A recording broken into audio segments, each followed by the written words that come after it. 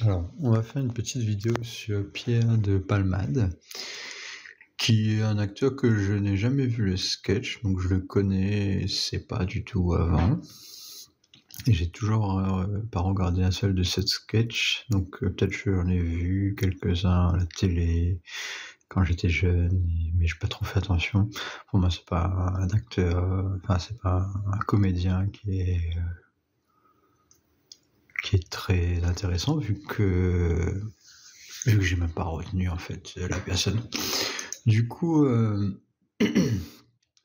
pourquoi je vais faire son astrologie du coup? Parce que j'ai vu une interview du coup de lui avec Gérard Fauré qui à mon avis quelqu'un de très honnête. Et je vais dire pourquoi ensuite, enfin très honnête, pas exagéré non plus, je sais pas exactement, mais Pierre Palmade, depuis qu'il a eu son accident et qu'on parle de lui dans les médias et qu'on a fait tout un cinéma parce qu'il a fait un accident et tout, et on parle de lui toute la journée. Alors que les accidents comme ça, je pense qu'il y en a un peu tous les jours. Mais comme c'est une star, soi-disant, comme il est connu, on fait un traitement spécial de lui et on parle de lui à la télévision. Du coup, moi, quand j'ai vu ça à la télévision la première fois, je me suis dit, on parle de lui, j'imagine que l'histoire est un peu fausse, qu'il y a d'autres choses derrière, que forcément des cachotteries, et que c'est pas... que c'est bizarre qu'il se fait prendre avec de la cocaïne en voiture, parce que si... peut-être normalement, il aurait dû être protégé, comme la plupart des gens célèbres quand ils se font arrêter... on dit rien, on cache, et patati patata. Et là, le fait que on le montrait comme quelqu'un qui avait fait un accident grave et qui avait pris de la coke, c'est que peut-être il a dépassé une limite, qu'on avait marre de lui, parce qu'il faisait trop de conneries. Donc c'était soit ça, ou soit on l'a dénoncé parce que il gênait. Donc peut-être qu'il a... Enfin, il y a certainement quelque chose qui s'est passé. Mais pour savoir exactement ce qui s'est passé, et en fait, quand j'ai regardé brièvement un peu son astrologie, en fait, et ça se voit directement, en fait, dans son astrologie, quelque chose de très franche, en fait. On a le Soleil en Bélier, Saturne en Bélier, point d'éclipse en Bélier et Mars en Bélier. Et ça, c'est une des combinaisons, on va dire, les plus agressives qu'on peut avoir dans une astrologie. Genre, plus agressif que ça, tu meurs. Genre, l'acteur qui fait Hulk, il a un côté agressif très fort. Et quand j'avais fait une vidéo sur lui, il y avait un peu cette combinaison-là de Mars avec le point d'éclipse et Saturne. Enfin, il y avait un truc comme ça, je ne me rappelle plus exactement c'est quoi. Il y avait une sorte de combinaison comme ça. Et ça donne des gens qui sont très, très, très, très agressifs. Genre, sur une échelle de 1 à 10, je pense que là, on doit être, au niveau de l'agressivité, on doit être allé à 9,5 pour... peut-être pour quelqu'un qui soit plus agressif que ça encore, il faudrait peut-être que, je sais pas moi, Jupiter qui soit là aussi peut-être. Mais genre là, on est presque au maximum quoi en fait.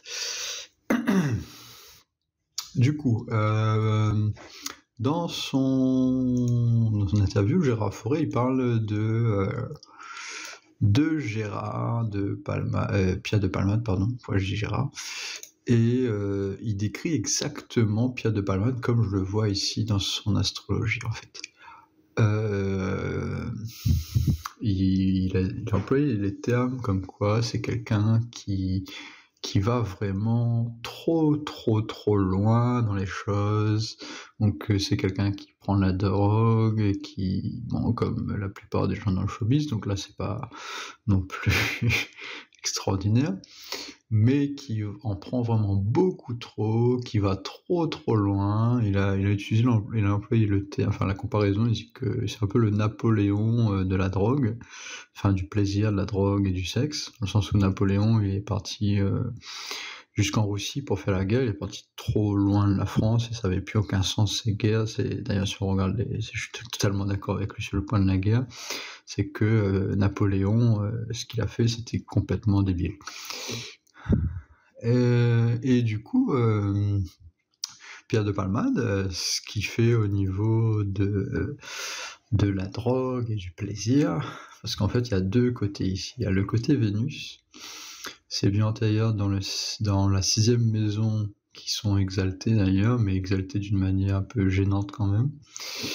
Donc il y a un bon côté quand même, dans le sens où quelqu'un qui son Vénus est quand même fort, donc ça c'est une bonne chose. Donc c'est une bonne chose, mais en même temps, son Vénus il est quand même gêné par ce point d'éclipse et Saturne qui est quand même très proche aussi de Vénus. Donc son Vénus il n'est pas non plus totalement parfait, on va dire. Et dans la 9e charte, son Vénus il est en débilitation. Du coup, on a deux côtés. On a un côté qui est exalté et un côté qui est en débilitation. Du coup, ça se neutralise un peu, on va dire. Au final, il a un Vénus qui est quand même assez neutre, on va dire.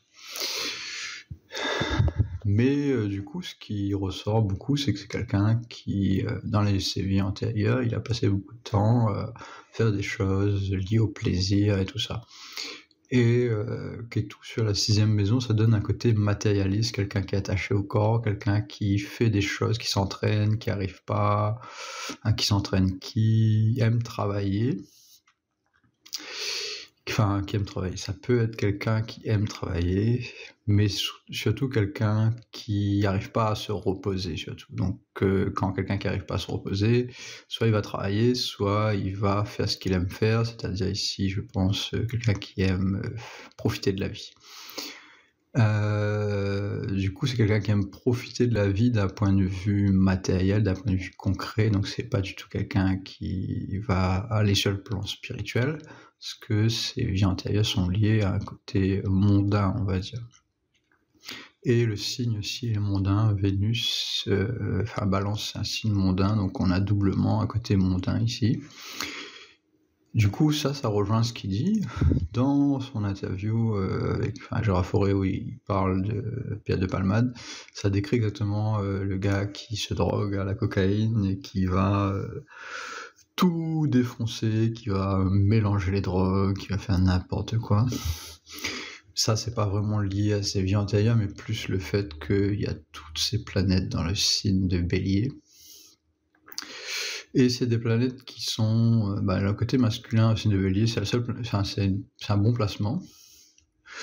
Et le Mars aussi, c'est un bon placement. Ça rend quelqu'un qui a confiance en lui, qui a beaucoup de force masculine, etc. Sauf qu'il y a aussi Saturne et le point d'éclipse ici, donc ça va détruire en fait cette confiance, et il va quand même en garder une, mais ça va extrémiser son côté masculin. Ça va être quelqu'un qui va être extrême en fait. On imagine un peu un Donald Trump par exemple, mais en 10 fois pire en fait. Un Donald Trump, on a tendance à exagérer un peu son côté agressif, même s'il y a quand même une part qui est quand même assez agressif, mais chez Donald Trump, c'est hyper exagéré. Dans les médias, c'est un peu exagéré, mais il y a quand même un côté agressif, et ça se voit dans son thème astral, qu'il y a aussi le point d'éclipse à côté du soleil chez Donald Trump. Mais ici, on a 10 fois pire, en fait, que Donald Trump. Si on regarde ici, en fait, on a le calcul déjà fait. En fait, on a son soleil qui est fier, mais qui en même temps est hanté par Saturne et Mars. Du coup, il y a deux ennemis très forts qui attaquent le soleil. On va dire deux ennemis qui attaquent le soleil, parce qu'il y a le point d'éclipse qui aide en plus à tuer en fait à ce soleil qui est vraiment écrasé, même s'il y a quand même une certaine fierté quand même. Donc on a quelque chose de vraiment particulier, mais on a le Saturne aussi qui est dans le même état. Saturne, c'est la planète qui est la plus écrasée, parce que Saturne dans le signe de Bélier est déjà faible. Et dans la 12e maison, c'est faible aussi. Donc on a Saturne, c'est la planète la plus faible ici. Parce que Mars et le Soleil sont quand même assez forts dans le signe de Bélier. Le Soleil étant le plus fort dans le signe de Bélier. Sauf que ce Bélier-là, il est vraiment particulier. On a vraiment une exagération hyper... Pour décrire ce placement, il faudrait que je passe quand même du temps à décrire le Soleil avec le point d'éclipse déjà. Ça donne un peu le côté Donald Trump, c'est-à-dire un côté agressif, qui va exagérer son côté masculin. Mais quand on rajoute Saturne à côté, ça va aussi mettre de la peur.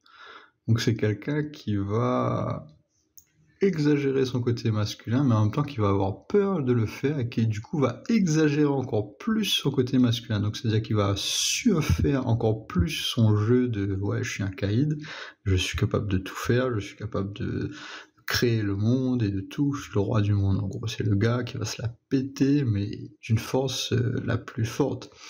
Sauf que quand tu connais la personne, tu sais au fond de la personne que cette personne le fait par peur. Elle ne le fait pas parce que c'est quelque chose qu'elle a acquis d'une manière naturelle. Donc il y a vraiment un côté extrême, super extrême de son Soleil qui est complètement martyrisé. Et c'est quelqu'un qui a dû vivre un trauma très grave dans sa famille, surtout par rapport à son père, parce que c'est le côté masculin qui est complètement détruit.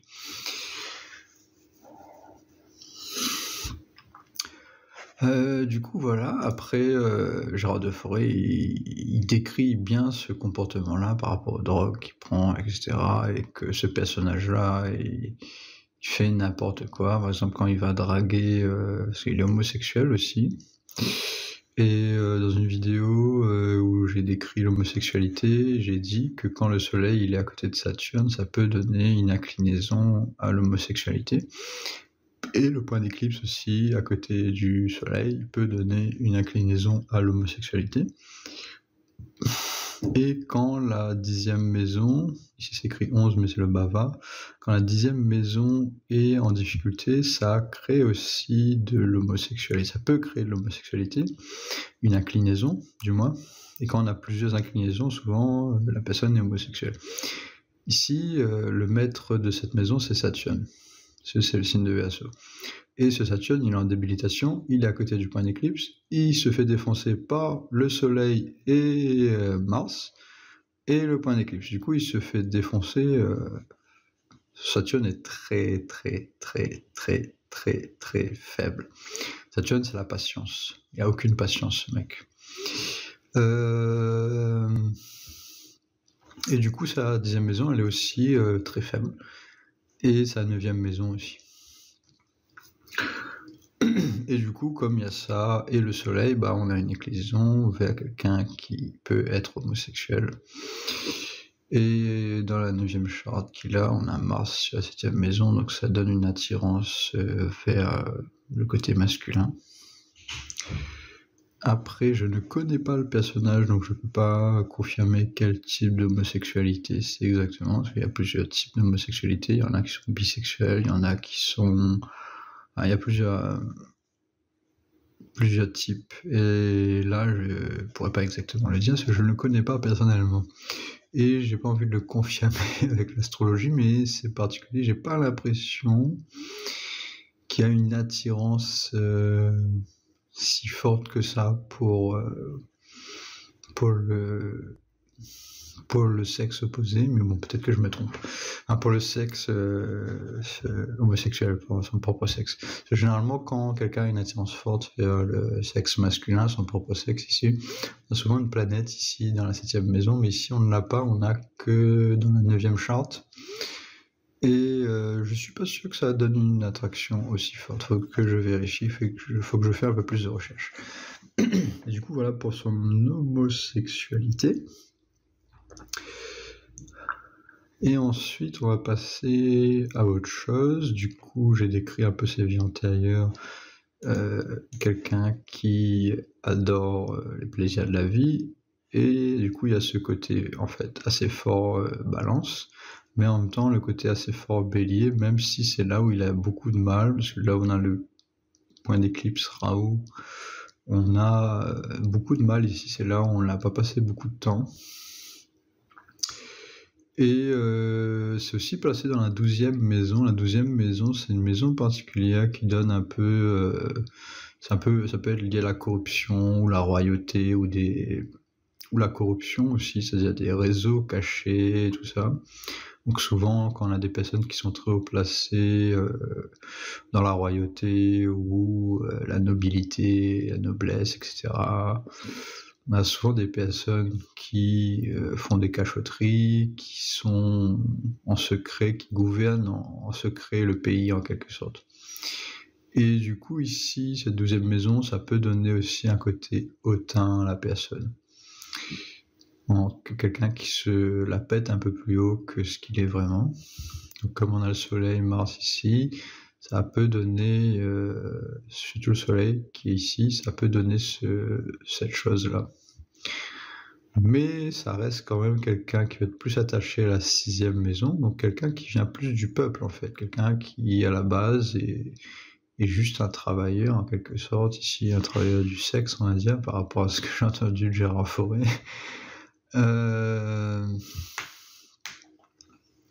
Donc c'est pas forcément le comédien qu'on connaît, si on le connaît un peu, mais bon, il doit y avoir aussi un yoga qui lui donne ce côté comédien. Mais je n'ai pas le temps de chercher, je vais pas chercher, mais il doit y avoir certainement quelque chose qui quand même lui donne un certain succès. Je pense que c'est certainement par rapport à ce Vénus et ce Mercure qui est quand même bien placé dans la 11e maison, sachant que Vénus il est en exaltation. Bon, Mercure il n'est pas bien placé, il est même en débilitation, mais ici il est en exaltation. Donc on a un peu l'inverse de ce Vénus. Ils sont exactement inversés. Ici, on a Vénus exaltée, là, on a Vénus en débilitation, et ici, pour Mercure, c'est l'inverse. Mercure en débilitation ici, et ici, il est en exaltation. Du coup, on a un mélange, on va dire, de ces deux-là. Mais en général, Vénus et Mercure, c'est un bon placement, donc ça donne quelqu'un qui est charismatique, qui sourit assez souvent, qui est de bonne humeur et qui aime bien profiter, enfin qui aime bien, pas forcément profiter, mais qui aime bien sourire, qui est charismatique, quelqu'un qui paraît, qui va dans une fête et qui est capable de mettre un peu d'humour et de faire rire les gens, etc. et de donner un peu de plaisir en fait aux gens. Donc ça c'est ce qui est plaisant chez lui, mais qui peut vite tourner au cauchemar parce que le reste de son astrologie est pas très correct. Sachant que sa lune est dans le signe de Saturne, et son Saturne il est faible, donc on a une lune du côté féminin qui est faible aussi, qui est pas très développée on va dire. Par contre apparemment il a quand même un corps qui est quand même assez fort, enfin, d'après Gérard Fauré, il prend des drogues très dures et il est toujours pas mort. Et ici on a ascendant Taureau, donc Vénus c'est le maître de son ascendant. L'ascendant c'est le corps, le physique, donc quand on a un ascendant très fort, on a un peu plus de confiance en nous, et on est physiquement aussi mieux constitué, on a un corps qui est plus résistant. Ici, c'est son maître de son ascendant, il est en exaltation, c'est Vénus, le signe de Poisson. Du coup, il a un corps quand même très fort, sachant que ses vies antérieures sont aussi dans la 6e maison. Les personnes qui ont les vies antérieures dans la 6e maison sont souvent des personnes qui ont travaillé beaucoup ou qui sont physiquement très endurants. Du coup ici je pense qu'il est très endurant, donc c'est quelqu'un qui s'arrête pas, qui va toujours faire quelque chose et qui a du mal à s'endormir la nuit. Donc ça donne souvent des personnes qui sont un peu hyperactifs. Donc voilà pour Pierre de Palmade. Je pense que j'ai un peu fait le tour. Après apparemment il y aurait aussi des liens avec la pédophilie, et apparemment aussi il serait aussi pédophile aussi. Je suis pas encore sûr des techniques pour voir ça. J'ai fait pas mal de recherches là, sur beaucoup de personnes qui sont suspectées d'être pédophiles ou qui ont été accusées d'être pédophiles. Et il semblerait que c'est une connexion entre la première maison et la 10e, mais aussi la 5e. Et aussi la 9e. Donc c'est quelque chose d'assez compliqué à expliquer, donc je pense pas que j'aurai le temps de faire ça dans cette vidéo-là. Mais ici, on a Vénus avec Saturne. Non, je vais pas le faire, ça va être trop long. Et c'est assez compliqué chez lui, c'est pas forcément très évident. Non, je vais pas le faire. Et on a aussi ça. Ouais, non, je vais pas le faire. C'est pas si évident que ça chez lui. Je pense pas que c'est quelque chose qui est... Ah, je suis pas sûr. Du coup, voilà pour Pierre de Palmade. Donc,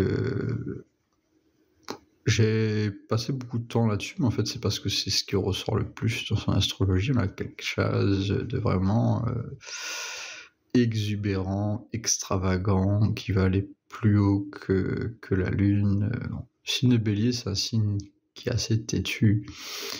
Et quand on a toutes ces planètes-là dans ce signe-là, bah, on multiplie le côté têtu par 10 au moins.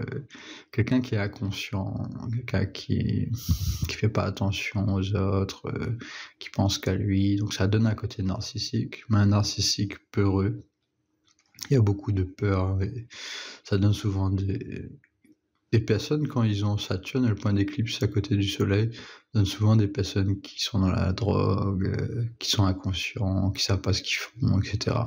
Qui sont totalement hors du côté protecteur. Le soleil, c'est la personne qui protège les autres, qui fait attention aux autres. Quand le soleil est bien placé, ça donne une envie de protéger les autres. Quand c'est très très mal placé comme ça, c'est une personne qui va penser qu'à lui, et qui va donner l'impression qu'il peut être quelqu'un de grand, mais qui va faire tout l'inverse en fait, parce que il y a un ego démesuré. Du coup, voilà, pour Pierre de Palmade.